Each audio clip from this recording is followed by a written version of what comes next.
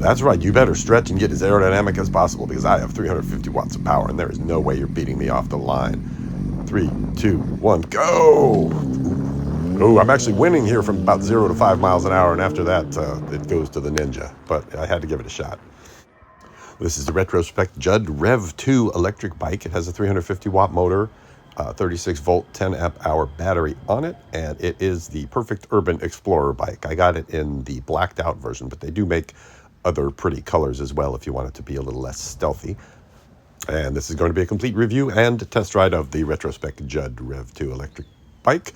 They do make one that doesn't have a motor. I've reviewed that separately, and I'll probably do a combined video as well, but they make the Retrospec Judd, which is very light, single-speed coaster brake bike. But this is the electric version. This is also very light. It's a great option for somebody who wants to take it along with them in a car and doesn't want to have to lift something that weighs, 80 or 90 pounds like some of those big bikes do.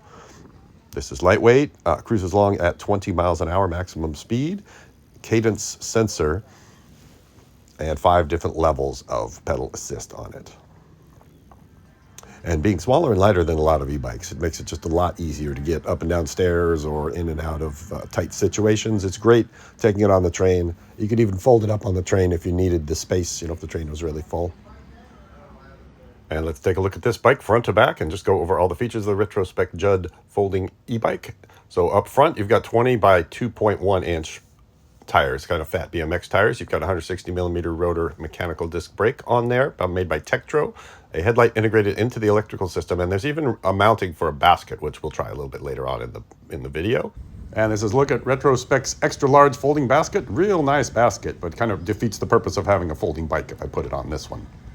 Handlebars are adjustable up and down so that you can fold it and be comfortable on it. You have, again, mechanical Tektro disc brakes, which I really like. I have those on a bike that I've been riding for 10 years, and they work great. And a very simple controller with lights for power level and for battery level on it.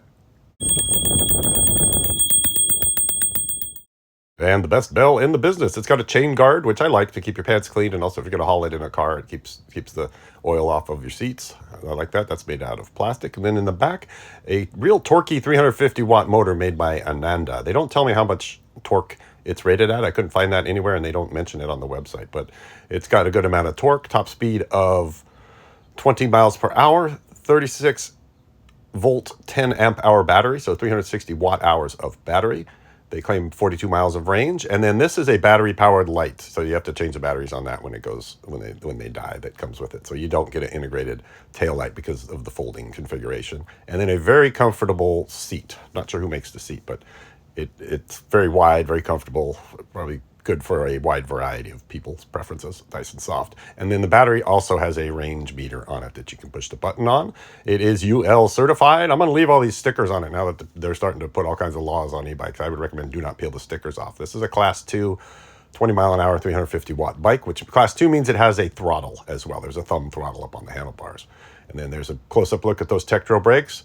I think mechanical brakes are a good choice for a folding bike because you're not going to spring a leak in your hydraulic system if you're just running cables, and they're easy to maintain and fix. So I'm one of the few mechanical disc brake fans in the world. That's pretty controversial, but on this bike, I think it's a really good choice, and Tektro makes really good brakes. And then it's got an easy change rear wheel system. They don't really specify what that means. They just say it's easy to change, but you can see there's no zip ties there. They're just that wire is just kind of clipped in, and so it's supposed to be really easy to change the back tire should you need to change it.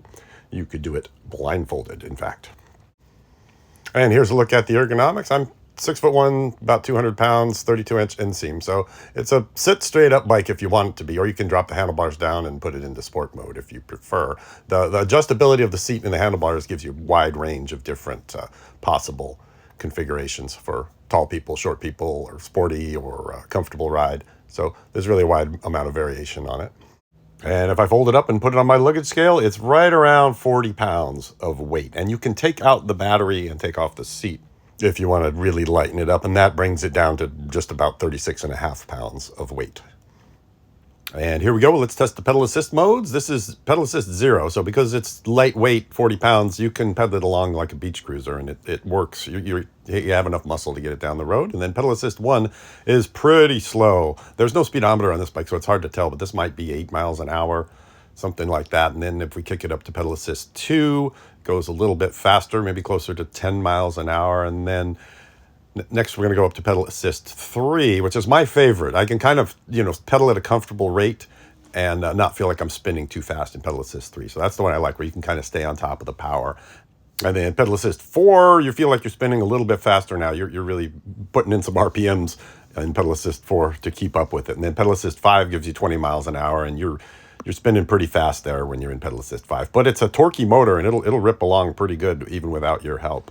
And now let's take a look at full throttle acceleration. So this is no pedaling, just using that thumb throttle in pedal assist 5 mode, and just ripping it all the way up until the motor stops helping at 20 miles an hour. So even with a 200-pound big chungus on it, the Retrospec Judd Rev 2 e-bike still gets going pretty good. It's got a surprising amount of torque for a 36-volt, 350-watt system. And the real test is a steep hill climb. You can see I've got 3 out of 5 bars on the battery there, so 60% battery, and I'm going to try to climb this massive hill, pedaling along with pedal assist 5 mode. So it's surprising just how much power this thing puts down and how fast I can get up the hill, considering how steep the hill is, considering it's a 36-volt motor. Very impressive torque output on this one. That's what I went to the website of the company that manufactures the motor, called Ananda. They're one of the bigger e-bike motor companies in China. By the way, it's not illegal for me to cross on this red light because bikes have the same laws as pedestrians in California. That's a recent law change. But they claim that they really focus on torque when they build these motors. So that makes it a lot more zippy and a lot more fun and a lot easier to get up hills with than a motor that, you have to rev up to really get to the power band. And going the other way, flying down a hill at probably more than 20 miles an hour. This is the brake test. So the Tektros work really good. They're responsive, and you don't really lock up the wheels unless you try to. They've got good grip, good stopping power, so that passes. And this is just a very versatile bike. If you're watching this video, you probably already know what use case you want it for. But, if you're car camping or RV camping and you don't have a lot of space, you need a bike to ride around the campground or even do exploring, medium range exploring with it. If you want to go to a concert, but you don't want to have to pay for expensive parking, park a mile away and then use this thing as the last mile micro commuter machine. There are lots of possibilities. And there's no speedometer or odometer, but I'd estimated it about 20 miles. I'm down to 1 bar on the battery, but just for funsies, I went back here and I checked with the battery, and the battery says I still have 60%. So I'm not sure which one is accurate. The battery's probably more accurate than the handlebar controller. Here's a look at Retrospec's basket. This is the large size basket that they make, and there's a lot of smart things built into this basket. So the rails on the basket are the same width as your handlebars. So any handlebar mount accessory, including bar end things like a bar end mirror, will fit on there. There's plugs to put in there if you don't want to mount any bar end accessories, but that gives you a lot of versatility if you want to mount a phone or any other kind of accessory onto there. That's the right width for that, and it is a 10 kilogram maximum weight basket, and you can see it's got pretty wide universal mounting holes, so no matter what brand of bike you have, you could probably fit this basket on it. And this is what it looks like on my Retrospec Judd Rev 2 folding bike. You can't really fold it anymore, but I could see a use case where, like, if you were taking it to a campground and you're going to be there for a week, you could just bolt it on and unbolt it when you don't need it anymore, and the headlight runs through and goes onto the front of the basket like that. And the folded size of this bike is 34 inches by 20 inches by 28 inches. And here's how that works. So you open it up like that and then clamp the clamp down in the hinge in the middle. But you have to be careful because there are wires running through the hinge and you don't want to accidentally smash the wires and pinch them together. You can see what I mean here. When you're closing it, you can see how the wires might get bent. So you just want to make sure that they stay in their hole and they don't get pinched. Pretty simple to do that. And then it has a safety latch here with a trigger on it. So that trigger keeps it from opening by accident. And that's how that works. And then the handlebars just kind of swing up and lock into place like this. And here's a look at that hinge. That hinge also has a little safety lever that you have to pull up to get it to release. And then when you put it back up in upright position, it just snaps into place, and then you rock your pedals out like that. This is how these pedals work. You kind of push them in and twist them, and then push them in and twist them again like that. The handlebars rotate to make them smaller when they fold, so you got to rotate your handlebars like that so that the brake levers are in the front again. Using this quick release adjustment thing, just unclip it, turn them, and then clip it, and then set your handlebar height, and then set your seat height, and you are ready to ride. And then here's how that folds up nicely.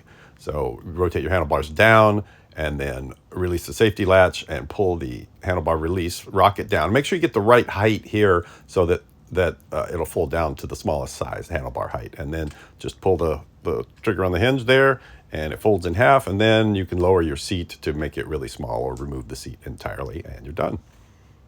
The Retrospec Judd bike comes folded up in a box, so you might want to keep the box if you're planning to travel around with it, just as a kind of a carrying case.